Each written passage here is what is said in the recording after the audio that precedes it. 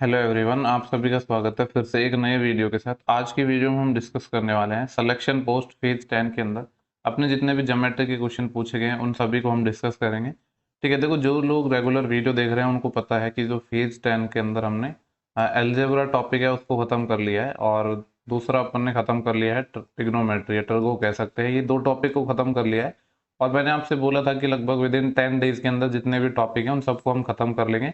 इससे जस्ट पहले भी रिसेंट में हमने एसएससी सीएचएसएल 2021 के जितने भी जो सेट्स थे, मतलब सॉरी जितने भी टॉपिक्स थे, उन सभी को टॉपिक वाइज डिस्कस कर लिया है। उसके अंदर सिर्फ एक मेंसुरेशन बचा है जिसमें काफ़ी सारे क्वेश्चन है। उसको मैं किसी वीकेंड में पर्टिकुलर रिकॉर्ड करके अपलोड कर दूंगा, क्योंकि उसमें काफ़ी ज़्यादा क्वेश्चन है तो उसमें थोड़ा टाइम लगेगा रिकॉर्डिंग करने में।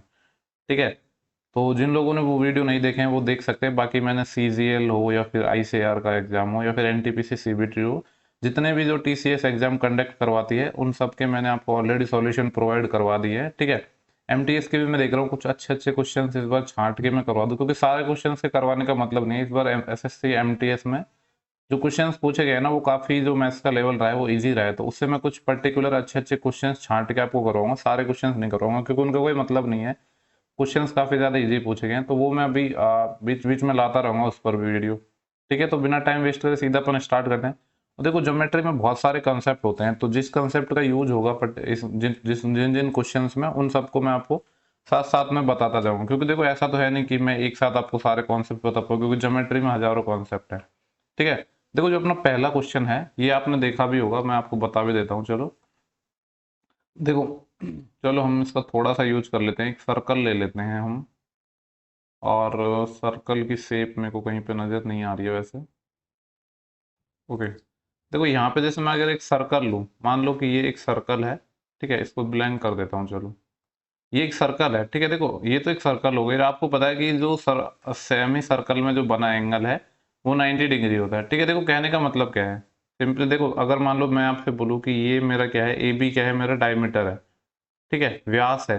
तो अगर व्यास से हम यहाँ दो कॉर्ड खींचे, एक इससे और एक इस पॉइंट से, तो ये जहाँ पे भी मिलेंगे ना वो 90 डिग्री का एंगल बनाएंगे, क्योंकि ये सेमी सर्कल में बना एंगल 90 डिग्री होता है। आप ये समझ सकते हो कि जो डायमीटर होता है, डायमीटर से होते हुए जब हम दोनों पॉइंट से दो कॉर्ड खींचेंगे तो वो सरकमफ्रेंस पे 90 पर काटती हैं।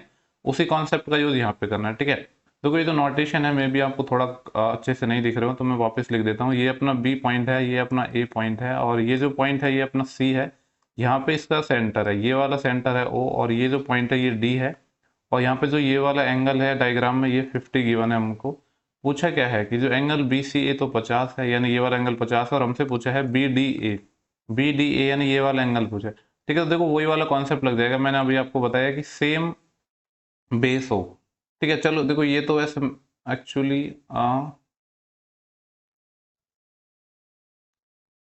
ओके, देखो वैसे कॉन्सेप्ट ये नहीं बताना था, पर चलो इसकी भी हमें जरूरत पड़ेगी अभी आगे आने वाले क्वेश्चंस में। यहाँ पे जो मेरे को कॉन्सेप्ट बताना था वो ये था कि एक सेम, जैसे एक सर्कल है, सर्कल में मान लो एक बेस ले लो या एक आर्क ले लो, लेट्स से कि सी डी एक आर्क है। इस पर आप सेंटर से, मतलब जो ये कॉर्ड से जहाँ भी एंगल बनाओगे सरकमफ्रेंस पे, वो हर जगह सेम बनेगा। जैसे यहाँ पे थीटा है तो सेम बेस पे आप कहीं भी कितने भी एंगल बना लो ये सारे थीटा बनेंगे। ठीक है, और सेंटर पे टू थीटा बनते हैं। एक्चुअली इस कॉन्सेप्ट का बताना था पर मेरे दिमाग में नहीं रहा। पर जो ये वाला कॉन्सेप्ट है इसका भी यूज होगा अभी आगे आने वाले क्वेश्चन में। ठीक है, तो देखो यहाँ पे तो ये वाले, अगर मैं बेस की बात करूँ, ये वाला भी इसको बेस ले लो। ये अगर ये ए बी मैं बेस को लूँ, इस पर ये जो सरकमफ्रेंस पे एंगल बन रहा है ये कितना बन रहा है 50। तो सिमिलरली इसी बेस पर देखो एक दूसरा एंगल भी बन रहा है जो हमसे पूछा गया है। अगर इसी में बेस की बात करूँ तो इस पे कौन सा एंगल बन रहा है, ये वाला भी बन रहा है। एक सेकेंड, ये वाला एंगल भी तो इसी बेस पे बन रहा है, ये वाला। ठीक है, तो इसी के बारे में तो हमसे पूछा गया है। तो ये 50 है तो ये भी कितना हो जाएगा, 50 हो जाएगा। तो इसका आंसर आ जाएगा 50, जो कि ऑप्शन नंबर सी है। जो दूसरा कॉन्सेप्ट मैंने बताया ना, इसका यूज भी अभी होगा आने वाले कुछ क्वेश्चन में, इसका यूज भी होगा। ठीक है, तो ये पहला क्वेश्चन था। इसके बाद चलते हैं अपन नेक्स्ट क्वेश्चन पे, जो कि है क्वेश्चन नंबर अपना 2 है। देखो यहाँ पे बोला गया है अपन से कि दो ट्राइंगल हैं अपने, ट्राइंगल ए बी सी और triangle D E F congruent है सर्वांग सम है। आपको बताइए कि जो ट्राइंगल कॉन्ग्रुएंट होते हैं तो करस्पॉन्डिंग साइड है वो बरा, उनका रेशियो इक्वल नहीं होता बल्कि इक्वल ही होती हैं, और सिमिलरिटी में रेशियो इक्वल होता है। ठीक है, कौन कौन से ट्राइंगल थे, एक तो ट्राइंगल था अपना ए बी सी, और दूसरा जो ट्राइंगल था that is D E F. ये डी ई एफ ये है। और क्या गिवन है अपन को, ए सी की वैल्यू अपन को 11 गिवन है। ए सी यानी ये वाली लेंथ अपन को 11 है, तो ये भी 11 होगी। करस्पॉन्डिंग साइड इसमें इक्वल होंगी, क्योंकि कॉन्ग्रुएंट में यही होता है। ईडी की वैल्यू 6 है, ईडी कौन सी लेंथ है, ये वाली लेंथ 6 है तो ये भी 6 होगी, और ए एफ 15 है, अगर ये 15 है तो ये भी 15 होगी। और क्या गिवन है, एंगल एफ डी ई 85 है, एफ डी ई यानी ये वाला अगर 85 डिग्री है अपना तो ये वाला भी 85 डिग्री होगा।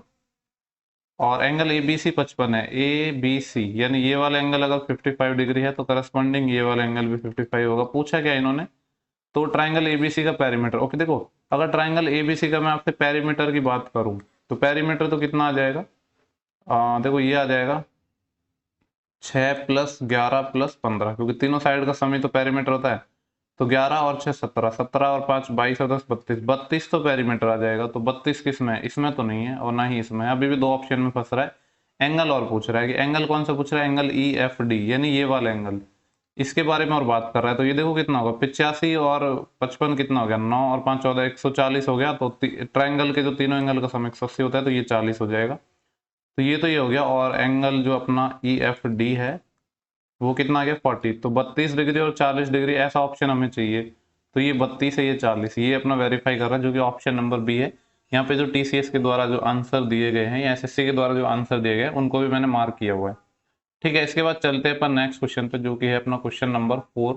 यहाँ पे बोला गया है कि एक ट्राइंगल टी ए पी है, जिसमें ये है, मैं एक ट्राइंगल बना लेता हूँ यहाँ पे।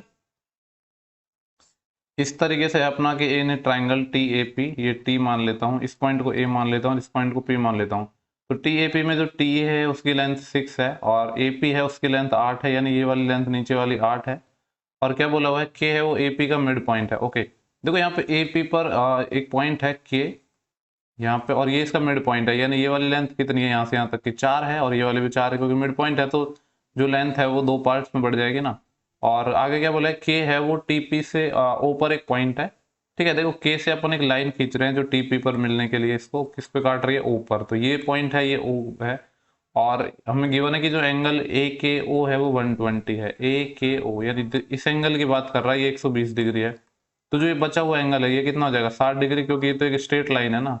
हमसे पूछा क्या है, ओके की लेंथ पूछी है। ओके देखो ऐसे तो देख के ही समझ आ रहा है कि लेंथ कब निकलेगी, जब इसमें हमारी सिमिलरिटी लग पाएगी। और देखो सिमिलर कौन कौन से ट्राइंगल हो गए, अगर मैं इस एंगल की बात करूं, ये वाला जो एंगल पी पे बन रहा है ये कॉमन है किस ट्राइंगल में, ट्राइंगल ये जो छोटा वाला पी ओ के में, और बड़ा वाला ट्राइंगल इसमें कॉमन है। दूसरा देखो यहाँ पे ये एंगल 60 है और टी ए पी भी तो 60 गिवन था ना अपन को, ये वाला भी 60 गिवन था, तो ये 60 हो गया। अब देखो ये वाला एंगल इक्वल है इस छोटे वाले में, बड़े वाले में तो कॉमन ही है, मतलब ये जो वाला एंगल है जो पी पे बन रहा है ये तो कॉमन है। दूसरा एंगल ये 60 है, 60 इसका मतलब थर्ड एंगल इस ट्राइंगल का ये वाला, और इसका जो थर्ड एंगल है ये वाला, ये दोनों क्या होंगे आपस में इक्वल होंगे। अब इक्वल होंगे तो ट्राइंगल क्या होगा, कॉन्ग्रुएंट हो गए। कौन कौन से ट्राइंगल, ट्राइंगल पी ओ के है वो कॉन्ग्रुएंट हो जाएंगे किसके, ट्राइंगल पी टी ओ ए के। देखो कभी कभी ये चीज सीक्वेंस में नहीं भी लिखी जाती, तो उस पर आप फोकस मत किया करो, आप फोकस किया करो जो एंगल्स हैं उन पर, क्योंकि आपको पता है अगर सिमिलर ट्राइंगल होते हैं तो करस्पॉन्डिंग साइड, मतलब जो एंगल्स के सामने की साइड है उनका रेशियो क्या होता है, इक्वल होता है। जैसे इस कॉमन के सामने मैं बात करूँ, छोटे वाले ट्राइंगल में ओके है, बड़े वाले में कॉमन के सामने बात करूँ तो 6 है बराबर। अब देखो ये वाला जो है ना 60 डिग्री के सामने तो वैल्यूज हमें पता ही नहीं है, तो इसका तो हम यूज करेंगे नहीं, हालांकि होते तो तीनों रेशियो इक्वल है। तो इस थर्ड एंगल के सामने यहाँ पे जो साइड है वो कितनी है, 4 है। और बड़े वाले ट्राइंगल में थर्ड एंगल के सामने ये पूरी साइड आएगी जो कि कितनी है, 8 है। तो ये कितना हो जाएगा, 1/2 हो जाएगा। अगर मेरे को यहाँ से ओ के की लेंथ निकालनी है तो 6 इधर मल्टीप्लाई हो जाएगा, 6/2 कितना आएगा, 3। तो जो ओ के है उसकी वैल्यू कितनी आएगी, 3 आएगी, जो कि है अपना ऑप्शन नंबर सी। ठीक है, यहाँ पे सी गिवन भी है। इसके बाद चलते हैं पर नेक्स्ट क्वेश्चन पे, वो है क्वेश्चन नंबर 4 अपना। देखो यहाँ पे क्या बोला गया है कि if a tangent P Q at a point P of circle, एक सर्कल हम बना लेते हैं यहाँ पे। ठीक है, मैं सर्कल की शेप लेता हूँ अगर मिली जाती है तो।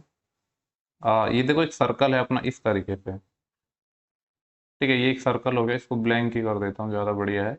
ये एक सर्कल है। ठीक है, देखो ये सर्कल पे क्या है, एक पॉइंट पी पर एक टेंजेंट है अपनी इस तरीके से, दिख तो रहा है ना आपको, मैं चेक कर लेता हूँ पहले इधर। ठीक है, दिख तो रहा है, यहाँ पे इस पॉइंट से एक टेंजेंट है अपने इस तरीके से। ठीक है, वो डायग्राम थोड़ा ठीक से नहीं बना है, ऐसे है अपनी एक टेंजेंट है ये पॉइंट क्यू पर। और आगे क्या बोला है, जो इसकी रेडियस है वो 5 सेंटीमीटर है, and line through the centre O at the point Q so that O Q is 13। ठीक है, सेंटर से ओ से एक लाइन ऐसे खींची जाती है ओ क्यू, ये अपना सेंटर हो गया यहाँ पे इस तरीके से, ये सेंटर है ओ। और जो O से Q की लेंथ है वो 13 है, यानी यहाँ से लेकर यहाँ तक की जो कंप्लीट लेंथ है ये 13 है। और आपको बताइए कि ये जब सेंटर है और इसकी रेडियस हमें 5 गिवन है, ये 5 है। और आपको ये भी पता है कि जो टेंजेंट है और जो रेडियस है उसके बीच में जो एंगल है वो कितना होता है, 90 डिग्री का होता है। तो 90 डिग्री का होता है, तो ये क्या हो गया, ये अपना बन गया राइट एंगल ट्रायंगल। अब जब ये अपना राइट एंगल ट्रायंगल बन गया तो ट्रिपलेट से या पाइथागोरस थ्योरम से ये वाली साइड कितनी आ जाएगी, 12, क्योंकि 5 12 13 का ट्रिपलेट होता है ना। और ट्रिपलेट की नॉलेज होना तो आपको बहुत ज़्यादा जरूरी है। ठीक है, ट्रिपलेट का एक बेसिक वीडियो भी मैंने बनाया गया है, आप जाके चेक भी कर सकते हैं। वहां पे मैंने बताया गया है कि हर एक नंबर का ट्रिपलेट बनता कैसे है। पूछा क्या था अपन से यहाँ पे, स्पर्श रेखा की लंबाई, ओके, यानी लेंथ पी क्यू की पूछी है अपन से। तो पी क्यू की लेंथ तो कितनी आ गई अपने, 12 आ गई। ठीक है, देखो एक चीज तो है, जब से टीसीएस ने पेपर लेने स्टार्ट किया ना, वो पेपर को कैलकुलेटिव बना रहा है। कैलकुलेटिव बनाने से मीन्स अर्थमेटिक का पोर्शन है उसको वो कैलकुलेटिव बना रहा है। एडवांस के पोर्शन में ऐसा खास कुछ वेरिएशन नहीं कर रहा है, क्योंकि कैलकुलेटिव जो है वो अर्थमेटिक से ही बन सकता है। ठीक है, तो जिन लोगों के लिए थोड़ा एडवांस मैथ्स थोड़ा वीक है उनके लिए कह सकते हैं कि ये एक बेनिफिट है, क्योंकि आपने इस बार देखा एडवांस मैथ्स का, इस बार तो खैर मेन सीजीएल मेंस में तो पूरा पेपर इजी आया था। नेक्स्ट क्वेश्चन है, अपन से बोला गया है कि किसी त्रिभुज के जो कोण है उनका रेशो 3 4 5 है, तो सबसे बड़ा एंगल निकालना है। देखो ये जो रेशो है 5 4 3 है, तो 5 4 और 3 12, इस 12 रेशो की वैल्यू कितनी है अपन को, 180, क्योंकि ट्राइंगल के तीनों एंगल का सम 180 होता है। यहाँ से अगर मैं एक यूनिट की वैल्यू निकालना चाहूँ तो कितनी आएगी, 12 एकम 12 बजे 6 60, 12 पंजे 60, एक रेशियो की वैल्यू 15 आ गई। हमसे पूछा है कि सबसे बड़ा एंगल, सबसे बड़ा एंगल क्या होगा, 5 5 रेशियो की वैल्यू निकालनी है, तो 5 गुणा 15 हो जाएगा, 15 5 75, 75 डिग्री हो जाएगा ये। और 75 ऑप्शन नंबर डी है, यहाँ पे गिवन भी है ऑप्शन नंबर डी। इसके बाद देखो क्वेश्चन नंबर 6 है, इसको देख लेते हैं। और इसमें थोड़ा सा एक चेंज है, वो एक चेंज ये है कि जो ये एंगल ए बी सी नहीं है, ठीक है, ये है अपना एंगल ए सी बी। यहाँ पे क्या बोला गया है कि यदि ए बी है 5 यूनिट त्रिज्या वाले एक वृत्त की क्या है, कॉर्ड है, और सी वृत्त पर एक पॉइंट है, इस तरीके से है कि जो एंगल ए सी बी है वो 90 डिग्री बना रहा है। ओके, देखो 90 डिग्री बना रहा है तो फिर तो मेरे को लग रहा है ये तो अपना डायमीटर ही हो जाएगा। चलो कोई नहीं, सॉल्व करके देखते हैं। ये मैंने एक सर्कल ले लिया, ठीक है ना, ये अपना एक सर्कल हो गया जिसमें क्या बोला है 5 सेंटीमीटर मतलब 5 यूनिट त्रिज्या वाले एक वृत्त है जिसकी आ, जी सॉरी 5 इकाई त्रिज्या वाले एक वृत्त की जीवा है ए बी, ओके, और सी वृत्त पर एक पॉइंट है, और एंगल ए सी बी अपना है। देखो अगर मैं आपसे बोलूं कि मैं एक ये कॉर्ड ले लेता हूं, अभी मैं सिर्फ कॉर्ड बोल रहा हूं, इसको ए बी अपना एक कॉर्ड है और हमें दिया है एंगल सी, सर्कल पर कहीं भी एक पॉइंट है, मैं मान लेता हूं कि यहाँ पे एक पॉइंट है सी अपना, ये पॉइंट सी हो गया। एंगल ए सी बी है वो पाई बाई टू का मतलब होता है 90 डिग्री। ए सी बी मतलब ए को मैं सी से मिलाता हूँ और इसको मैं बी से मिलाता हूँ, ये वाला एंगल अपना 90 डिग्री दिया है। ठीक है, जो मैंने स्टार्टिंग में जो चीज बताई ना उसका यूज अभी यहाँ पे हो रहा है। जैसे मैंने फर्स्ट क्वेश्चन में आपको क्या बताया था, ये वाला कॉन्सेप्ट कि जो सेमी सर्कल में जो बना एंगल है वो क्या होता है अपना 90 डिग्री होता है। ये अपना डायमीटर था, डायमीटर है तो इससे दो जब कॉर्ड खींचेंगे तो वो सर्कमफ्रेंस को 90 पर काटेंगे, उस कॉन्सेप्ट का यूज अभी यहाँ पे हो रहा है। वहां पे एक्चुअली मैंने इतना ध्यान नहीं दिया, पर वहां पे मैंने बता दिया था, पर यहाँ पे ये चीज वापस रिपीट हो गई। तो ये अपना 90 होगा। अब देखो ये जब 90 होगा, इस कहने का मतलब है यहाँ पे जो ए बी है वो क्या होगा, अपना डायमीटर होगा, वो व्यास होगा, तभी तो 90 बन पाएगा, वरना 90 बनेगा ही नहीं सर्कमफ्रेंस पर। ठीक है, ये क्या हो जाएगा अपना डायमीटर हो जाएगा। तो और यहाँ से रेडियस अपन को 5 गिवन थी, तो ये पूरी साइड कितनी हो जाएगी, फिर 10 हो जाएगी। और पूछा क्या है, ए बी की लंबाई पूछी है जो कि कितनी हो जाएगी 10। ठीक है, तो ए बी की जो लेंथ है वो अपने 10 यूनिट हो जाएगी, क्योंकि ये क्या अपना डायमीटर ही बन गया है, व्यास बन गया। ऑप्शन सी गिवन भी है यहाँ पे। ठीक है, इसके बाद अपन जो नेक्स्ट क्वेश्चन है क्वेश्चन नंबर 7, इसको देख लेते हैं। यहाँ पे बोला गया है कि वृत्त की सबसे लंबी जीवा किसके बराबर होती है। देखो वृत्त की सबसे लंबी जीवा तो क्या होती है, डायमीटर ही होती है, तो यानी डायमीटर है तो सिंपली है रेडियस का ट्वाइस हो जाएगी। कौन सा ऐसा ऑप्शन है, thrice time twice time the of the radius. ठीक है, ऑप्शन नंबर सी, इसमें तो कुछ है ही नहीं बताने लायक। इसके बाद जो अपना नेक्स्ट क्वेश्चन है क्वेश्चन नंबर 8, इसको अपन देख लेते हैं। इसको थोड़ा सा मैं चलो जूम कर देता हूँ।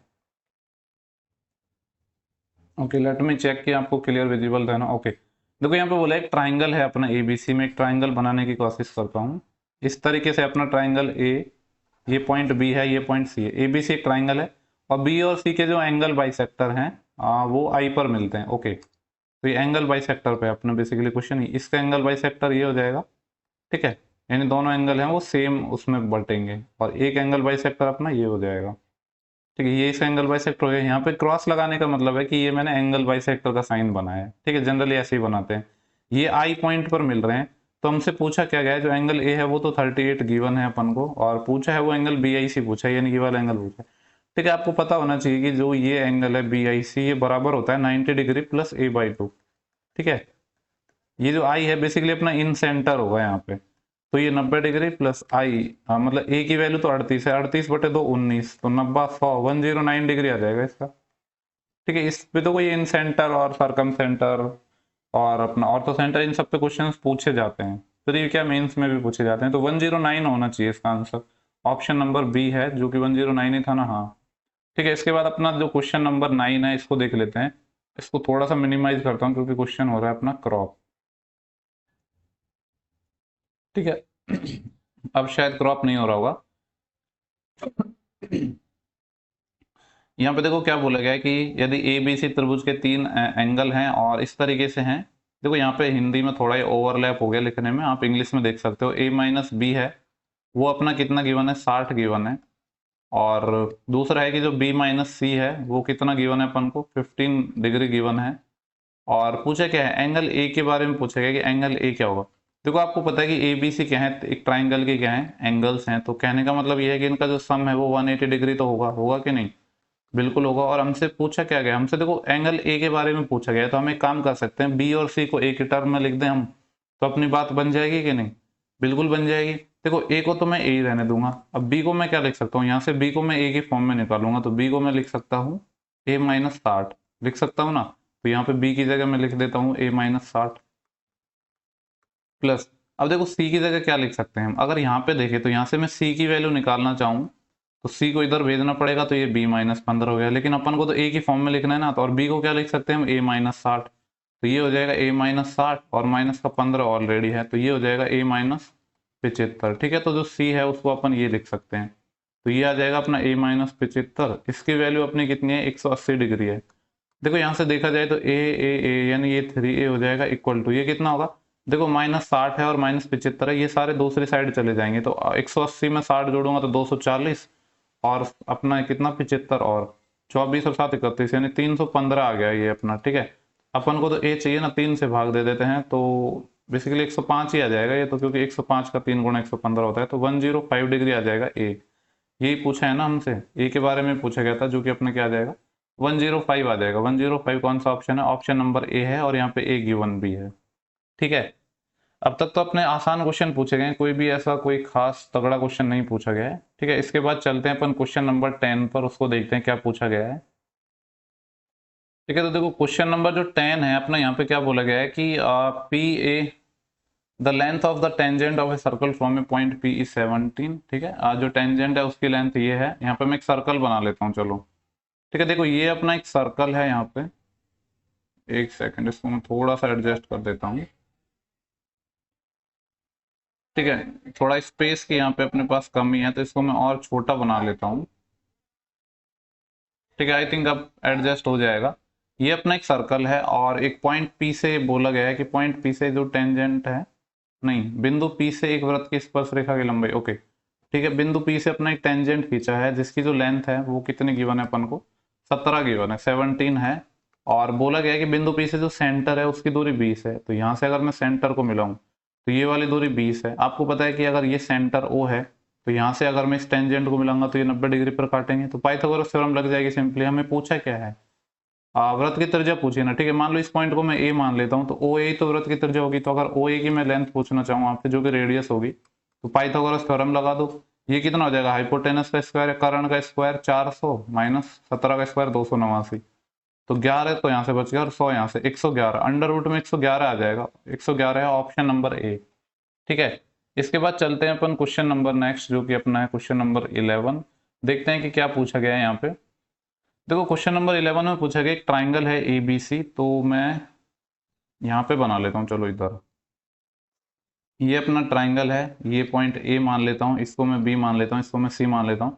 ट्राइंगल एबीसी में ए बी पर बिंदु डी से ए सी, एक minute, in a triangle a line D is drawn from point D on A B, okay, to E on A C such that D is parallel to B C. Okay, देखो basically यहाँ पे एक line खींच रहे हैं इस तरीके से अपन, मैं थोड़ा अलग कलर से लिख देता हूँ इसको। कौन सी लाइन थी अपनी, डी ई। ठीक है, देखो यहाँ पे क्या बोला गया, ए बी पर पॉइंट डी और ए सी पर पॉइंट ई है, उनसे एक हमने लाइन खींची, इस तरीके से खींची कि जब इन दोनों को मैंने मिलाया डी ई को, तो क्या हुआ कि जो डी ई है वो पैरेलल है बी सी के, यानी पैरेलल का सिंबल लगा देता हूँ, ये डी ई बी सी के पैरेलल हो जाएगा। और ए डी और डी बी का रेशियो है वो 2:5 है। ए डी मतलब ये 2 है और ए डी और डी बी यानी ये 5 है, ठीक है। यदि बोल रहा है ए सी की लंबाई 4.2 है, ए सी यानी ये जो पूरी लेंथ है ये 4.2 गिवन है, तो हमसे ए ई की लेंथ पूछा है। ओके, देखो यहाँ पे अपने थेल्स थ्योरम लग जाएगी, आपको सिंपली पता है थेल्स थ्योरम के अकॉर्डिंग ये क्या रिजल्ट आएगा अपना, यहाँ से ए डी का, ठीक है। जब ये वाले सिर्फ रेशियो लेना, जैसे देखो मैं पर्टिकुलर स्पेशली आपको यहाँ पे बताता हूँ। जैसे कि मान लो ये एक ट्राइंगल है अपना ए बी सी, ठीक है, ये एक पैरेलल लाइन है डी ई। अगर ये पैरेलल है तो थेल्स थ्योरम क्या कहती है कि ए का डी से रेशियो बटा फिर डी का बी से रेशियो, ये बराबर होगा ऐसे यहाँ पे ए का ई से रेशियो और ई का सी से रेशियो। लेकिन जब इस जो ये वाली लाइन डी ई और बी सी को भी हमें इंक्लूड करना हो तो फिर इसको किस तरीके से लिखा जाता है, ए का डी से रेशियो, इसको फिर पूरे का लेंगे हम ए का बी से रेशियो बराबर, क्योंकि जब इसको लेना है ना डी को, तो फिर पहले तो इसका लेना है फिर कंप्लीट लेना है।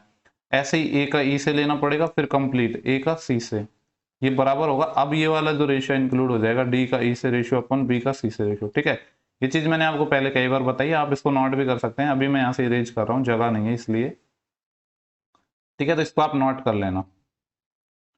तो यहाँ पे थेल्स थ्योरम के अकॉर्डिंग अपना क्या रिजल्ट आ जाएगा, ए का डी से रेशियो, यहाँ पे डायरेक्ट चलो ये चीज तो लिख ही देता हूँ इतना, तो मैं ए डी बटे डी बी ये बराबर होगा ए ई बटे ई सी, ठीक है। डी बी को थोड़ा सा ठीक से लिख देता हूँ, डी बी यहाँ से अगर हम वैल्यू की बात करें तो ए डी की वैल्यू 2 है और डी बी की वैल्यू 5 है, बराबर ए ई। ओके,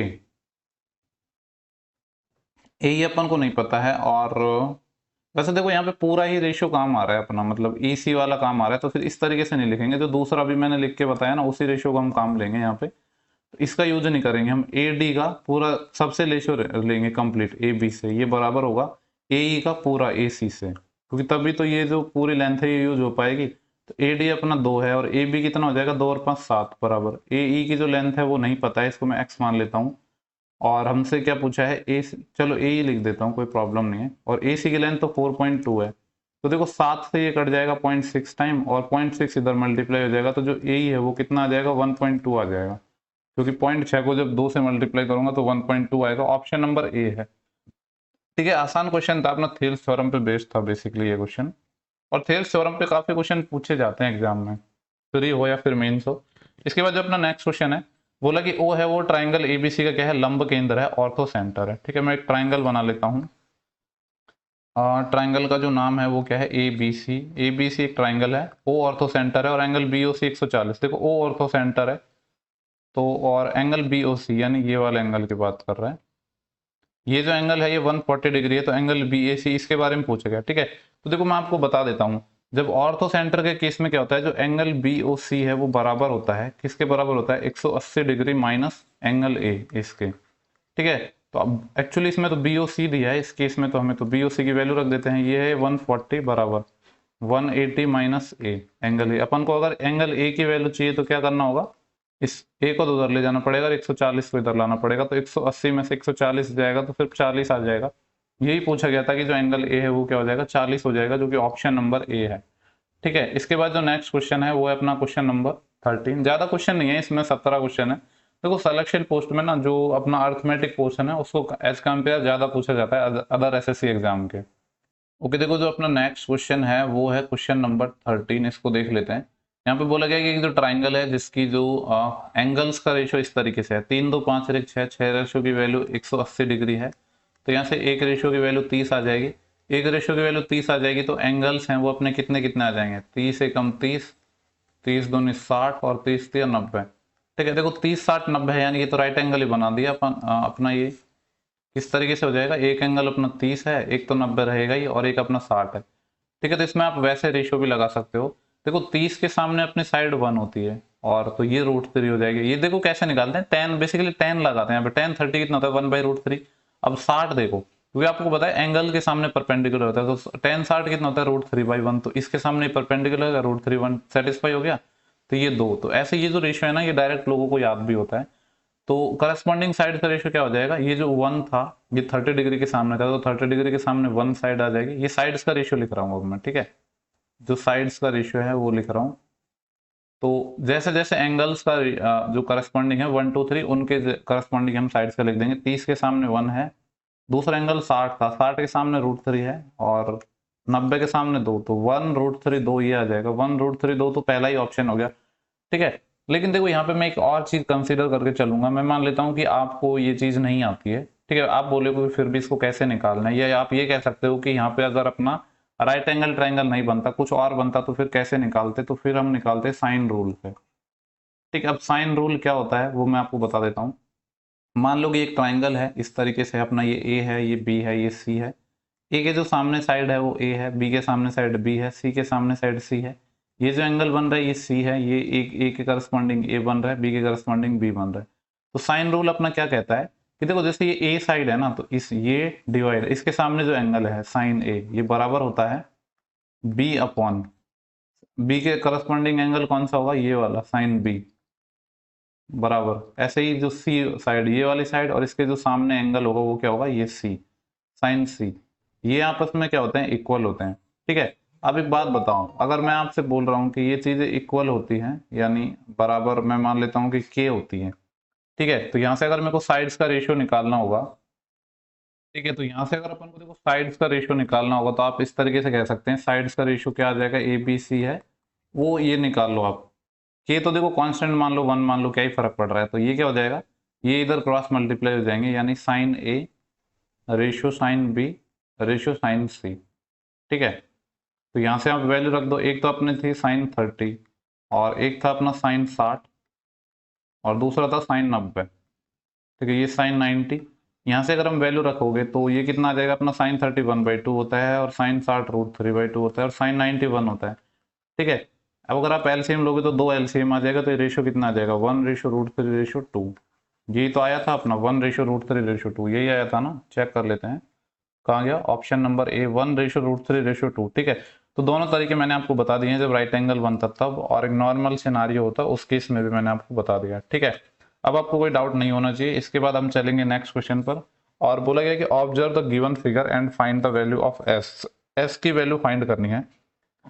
देखो यहाँ पर आप एक चीज समझ आ रही है आपको, यहाँ पे अगर मैं आपसे पूछूं तो ये वाला एंगल तो 35 है, इसको छोड़ दो।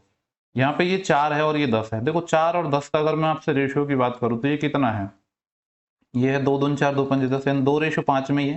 देखो ये वाला एंगल 35 सेम है, और ये अपना 4 है और ये 10 है, यानी ये रेशियो में क्या है, 2:5 है, और ये भी 2 और 5 ही है, और ये भी 35 है। यानी कह सकते हैं कि ये जो ट्राइंगल है ये आपस में क्या होंगे, सिमिलर होंगे। जब सिमिलर होंगे तो देखो ये वाली साइड अपनी 6 है कि नहीं, ये वाली साइड 6 है, और ये जस्ट क्या हो रहा है, देखो आधा हो रहा है। ये जब 4 था तो ये कितना हो गया, 2 हो गया। यहाँ पे देखो ये 4 था तो ये 2 हो गया, यानी आधा हो गया। ये 10 था तो ये 5 हो गया, आधा हो गया। तो ये 6 है तो ये क्या हो जाएगा, जब ये 6 है तो ये कितना हो जाएगा, आधा हो जाएगा, यानी 3 हो जाएगा, ठीक है। ऐसे समझ सकते हो आप। तो जो आंसर है वो अपना सी आ जाएगा, बाकी रेशियो भी लगा सकते हो आप। बेसिकली यहाँ पे सिमिलर हो जाएंगे, ये ट्राइंगल है दोनों आपस में, ठीक है। इसके बाद चलते हैं अपन नेक्स्ट क्वेश्चन पे, जो है अपना क्वेश्चन नंबर 15। आप बोला गया है कि given that triangle M A N C P T are congruent to each other. दो ट्राइंगल हैं, मैं यहाँ पे बना लेता हूँ। एक ट्राइंगल तो अपना ये हो गया और दूसरा ट्राइंगल अपना ये हो गया, ठीक है। ट्राइंगल का नाम क्या था, एक का था एम ए एन, और दूसरा जो ट्राइंगल था वो था सी पी टी, ठीक है। कॉन्ग्रुएंट है, यानी ये जो आपस में जो करस्पॉन्डिंग साइड्स हैं वो इक्वल होंगे, ना कि रेशियो इक्वल होगा। कॉन्ग्रुएंट और जो सिमिलरिटी है दोनों में बेसिकली फर्क ये होता है, सिमिलरिटी में अपना रेशियो इक्वल होता है, जबकि कॉन्ग्रुएंसी में अपने जो साइड्स हैं या एंगल्स होते हैं वो ही इक्वल होते हैं, ठीक है। और यहाँ पे देखो इंग्लिश में देखो m की वैल्यू 75 है। अगर m की मैं बात करूँ तो ये वाला एंगल 75 डिग्री है, और क्या गिवन है, n है वो 65 है, ये वाला एंगल अपना 65 है। तो इसको अगर निकालना भी हो तो कैसे निकल जाएगा, 7 और 6 13 और 1 14, यानी 140 तो हो जाएंगे, 40 ये। और क्या गिवन है अपन को आगे, a 40 है, वैसे देने की जरूरत नहीं, हम निकाल लेते। c की वैल्यू x/2 है, यानी ये वाला एंगल है ये x/2 है, ठीक है। और जो p है वो किसके बराबर है, 6y+16, यानी ये वाला एंगल है वो 6y+16 के बराबर है। और हमसे पूछा है x-5y। देखो एक बात बताओ, जब ये ट्राइंगल कॉन्ग्रुएंट थे तो आपस में चीजें इक्वल होंगी, यानी जो ये x/2 एंगल है, या मैं ऐसे कह सकता हूँ कि जो एंगल m है ये एंगल c है, ये तो आपस में इक्वल ही होंगे ना जब कॉन्ग्रुएंट है तो। यानी कि जो 75 है वो बराबर होगा x/2 के, तो यहाँ से x की वैल्यू अगर मेरे को फाइंड करनी हो तो x की वैल्यू तो कितनी आ जाएगी, 150 डिग्री आ जाएगी। और दूसरा ये वाले रेशियो यानी ये जो 40 है इसकी वैल्यू बराबर होगी किसके, 6y + 16 के।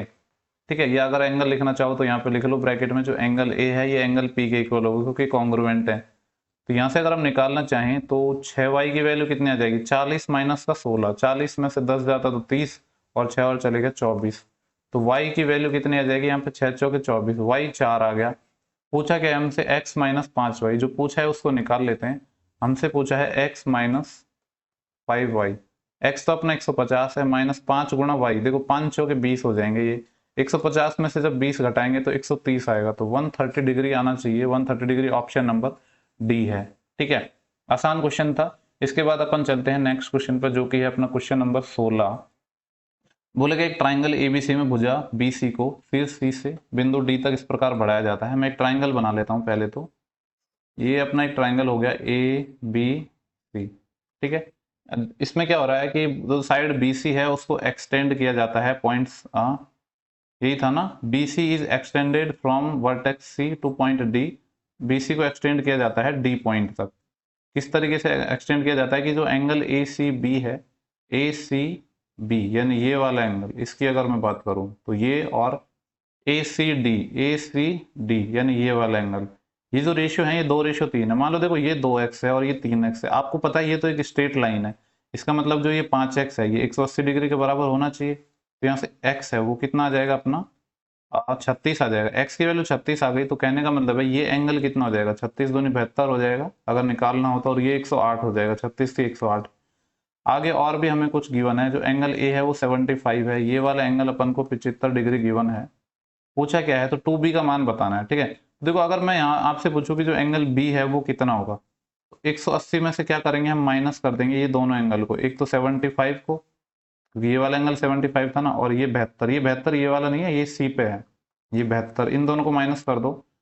तो देखो यहाँ से 7 और 7 14, 140 और 145 147 तो माइनस हो जाएंगे, तो 3 तो एक बचेगा, और 50 और 3, और बी की वैल्यू 33 आएगी। इतना ही आएगा ना, कुछ गड़बड़ तो नहीं की है ना हमने। 1 मिनट में वेरीफाई कर लेता हूँ।